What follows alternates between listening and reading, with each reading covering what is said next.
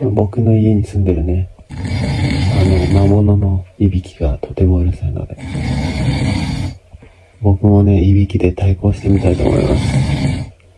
いびきで対抗しますわ。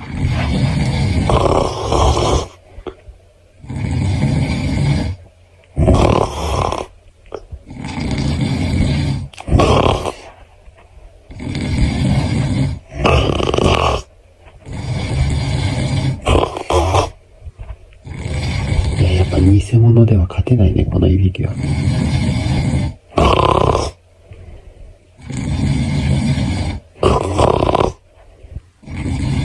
いや、やっぱ生半可な気持ちじゃこれは勝てないです。負けました。